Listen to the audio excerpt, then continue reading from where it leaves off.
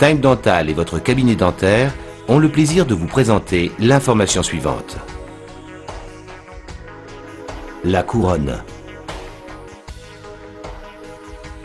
Tout d'abord, quelques données concernant l'anatomie de la dent. La dent joue un rôle dans la mastication et la digestion, mais aussi un rôle esthétique. La dent est recouverte d'une couche externe, l'émail, de couleur blanche, dure et résistante, qui permet de mordre, déchirer et écraser les aliments.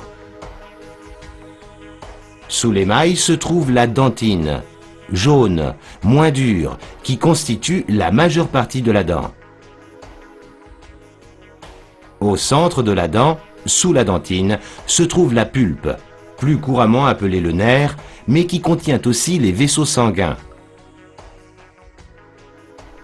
La carie est une maladie d'origine bactérienne qui attaque les tissus de la dent en les déminéralisant.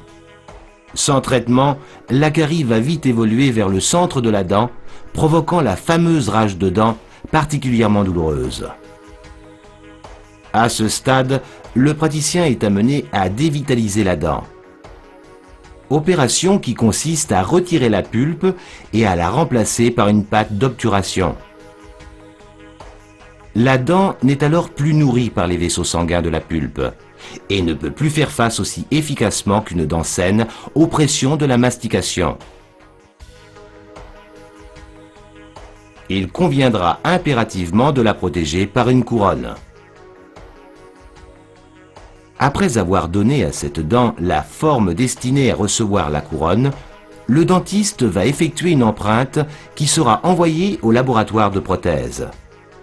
Une fois la couronne réalisée, le dentiste effectuera un essayage de façon à bien vérifier que celle-ci redonne la fonction, la forme et l'aspect de la dent saine initiale. La couronne sera alors scellée avec un ciment ou une colle. La dent couronnée ainsi protégée ne risque plus de fracture. On peut distinguer deux catégories de couronnes en fonction du matériau utilisé.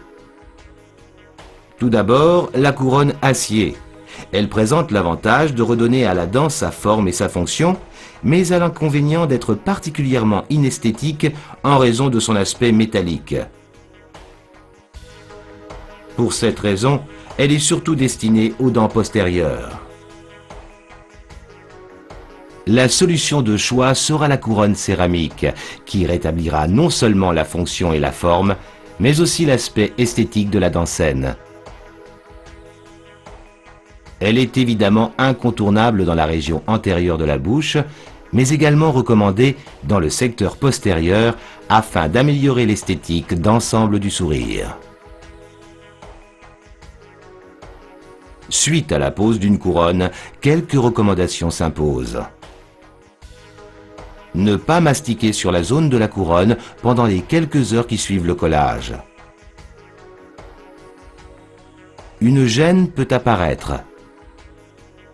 Cette sensation de corps étranger ou de gêne à la fermeture est normale et disparaîtra rapidement. Il conviendra de toujours se brosser les dents en allant de la gencive vers l'extrémité de la couronne. En effet, un mauvais brossage peut entraîner une rétraction de la gencive et l'apparition d'un liseré inesthétique entre la couronne et la gencive. Il peut arriver qu'au cours de sa vie, une couronne puisse se desceller. Il conviendra alors de la faire resceller le plus rapidement possible, de façon à éviter le déplacement des dents voisines qui rendrait impossible la remise en place de la couronne.